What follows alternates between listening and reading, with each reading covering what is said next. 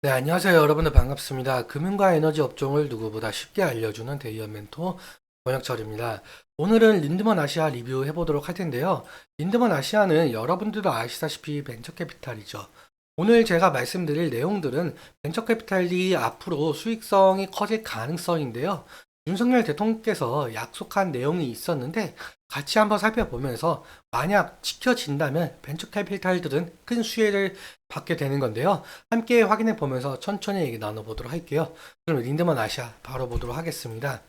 일단 먼저 린드먼 아시아는 여러분들도 아시는 내용들이겠지만 처음 투자하셔가지고 모르시는 분들을 위해서 간단하게 말씀을 드리자면 중소벤처기업에 대한 투자 금융을 제공하는 사업을 지속적으로 영위하고 있죠. 즉 기술력이 높지만 자본과 경영 여건이 취약한 기업 설립 초기 단계에 있는 벤처기업에게 대출이 아닌 지분 투자 방식으로 주 인수합병, 상장 등을 통해서 투자 자금을 회수하고 있는 사업을 진행을 하고 있는 것이죠. 투자 방법에는 크게 두 가지 정도가 있는데 먼저 투자 조합의 경우에는 펀드를 생각하시면 이해가 정말 빠를 것 같습니다. 펀드도 마찬가지로 여러 자금을 모아서 여러 기업에게 투자를 하는 거잖아요. 마찬가지로 개인 기관, 정부, 중소기업 창업투자회사는 여기서 린드먼 아시아가 되겠죠. 이 금액들을 모두 모아서 벤처기업에게 투자를 하는 것을 투자 조합이라고 말을 하고 있고, 그리고 직접 투자. 직접 투자 같은 경우는 말 그대로 중소기업 창업투자회사가 벤처기업에게 직접 투자하는 것이겠죠. 그리고 투자 조합의 경우에는 포트폴리오가 사업 보고서에서 나오고 있는 형편이지만 직접 투자의 같은 경우는 포트폴리오가 뉴스 기사로만 접할 수 있어서 찾기가 상당히 힘듭니다. 다음으로 넘어가서 벤처기업들은 여러분들도 아시다시피 경제적 자금이 부족한 상태인데 그래서 외부 투자 유치가 필수적이죠. 투자 유치는 한 번으로 끝나는 것이 아니라 여러 단계에 걸쳐서 시행이 되고 있는데 먼저 시리즈 A 같은 경우는 서비스 오픈하기 위한 준비 단계에서 받는 투자. 사실 이 단계까지 오지 못하고 망하는 기업들이 너무나도 많아서 여기를 죽음의 계곡, 데스밸리라고 부르고 있죠. 그리고 시리즈 B 같은 경우는 사업 확장을 하기 위해서 추가로 받는 투자 단계, 그리고 시리즈 C부터는 스케일업을 가속하기 위한 단계로 대부분 벤처기업들은 시리즈 C 단계에서 외부 투자를 마무리 짓고 안정적인 수익 구조를 만들기 위해서 노력을 하죠. 그래서 이 시리즈 A, B, C 투자를 통해서 본격적인 성장을 이루게 되고 벤처기업들은 상장이나 M&A가 가능한 기업으로 탈바꿈하게 되고 여기서 벤처캐피탈은 투자금 매수를 통해서 이익을 보는 구조가 될 수가 있겠죠. 그럼 다음으로 처음 말씀드렸던 윤석열 대통령께서 말씀해주신 그 기사를 한번 살펴보도록 할 텐데요. 같이 한번 보실게요.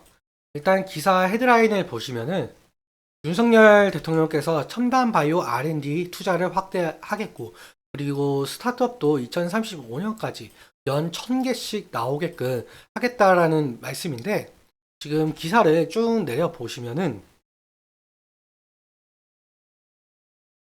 내려보면 여기 윤석열 대통령은 바이오 산업 생산 규모와 관련해서도 2035년까지 200조 원 시대를 열게 기반을 다지겠다라고 약속을 했죠.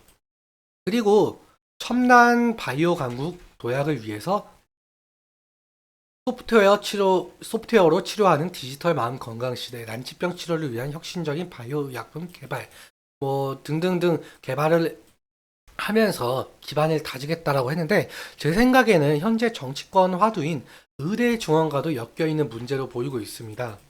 현재 전문의들이 많이 사직한 만큼 의사가 부족한 건 사실이잖아요. 아마도 이런 R&D 투자를 통해서 첨단 바이오의 헬스케어, 즉 AI를 활용한 의료 기술을 높여서 의사가 부족한 지역에 활용할 수 있게끔 만들려고 하는 것 같습니다. 실제로 윤석열 대통령께서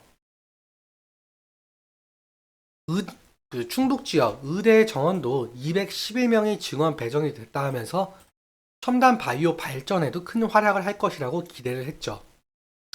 제가 생각한 대로 어느 정도 의대 정원과도 엮여 있는 부분인 것 같습니다. 일단 기사를 저희가 살펴보았는데 제가 왜 이 기사를 살펴보았느냐라고 한다면은 일단 2035년까지 스타트업이 연 1000개씩 나오게끔 한다라고 했어요. 그럼 주주 여러분들 일단 벤처캐피탈은 앞서 말씀드렸다시피 스타트업에 투자를 해서 투자금 회수를 통해서 이익을 보는 구조라고 말씀을 드렸잖아요. 그리고 다양한 업종에 투자하고 있는 상황에서 분명히 윤석열 대통령께서 바이오 헬스케어 그리고 소프트웨어까지 R&D 투자를 확대하겠다는 건 결국엔 기술 특례 상장으로 갈 가능성, 즉 IPO가 더 빨라질 가능성이 있다는 것도 살펴보아야겠죠. 여기서 기술 특례 상장이라는 것은 기술력은 있지만 이익을 내지 못하는 기업의 자금 조달을 돕기 위해서 2005년에 도입한 제도인데요. 이 제도 자체가 제약바이오 업종 때문에 도입이 된 건데 말 그대로 제약바이오 헬스케어 기업들은 이 R&D 투자로 자금이 지속적으로 빠져나가서 흑자를 낼 길이 잘 없잖아요. 그래서 기술력을 인정을 받으면 상장을 할 수가 있다는 거죠. 정리하자면 기술 특례 상장의 혜택을 보고 바이오 헬스케어 기업이 IPO가 더욱더 빨라진다면 스타트업에 투자를 하고 있는 벤처 캐피탈들은 더욱더 빠른 시일 내에 투자금 매수를 통해서 이익을 낼 가능성이 있다는 거죠. 이 부분은 지속적으로 살펴봐야 하는 이슈로 보이고 있고, 그리고 앞으로 린드먼 아시아가 어느 기업에게 투자를 하는지 잘 살펴봐야 할 문제인 것 같습니다. 아무튼 윤석열 대통령께서 바이오 산업에 투자한다고 했을 만큼 첨단 바이오 헬스케어 관련 스타트업 기업들이 빠르게 성장해서 린드먼 아시아가 엑스트할 시간을 점차 줄여 매출액 증대의 효과를 나타낼 수가 있겠죠. 다시 말해서 린드먼 아시아가 어느 기업에게 투자했는지 알아보는 것이 중요 투자 포인트가 될 가능성이 높겠다는 판단할 수 있을 것 같습니다. 제가 린드먼 아시아가 어디에 투자했는지에 대해서 지속적으로 말씀을 드릴 테니까 구독 한번 부탁드리면 정말 감사할 것 같고, 그럼 다음으로 차트 보면서 말씀을 드리도록 할게요. 차트를 보시면은 린드먼 아시아는 단기적으로만 봐도 지금 상당한 변동성을 가지고 있는데요. 약 한 달 전쯤 2월쯤이죠. 2, 3월쯤 흔히 심리선이라고 불리는 20일 이평선을 이탈을 했었고, 그 이후에 60일 이평선을 지지해주는지가 관건이었지만 결국은 이탈을 해왔죠.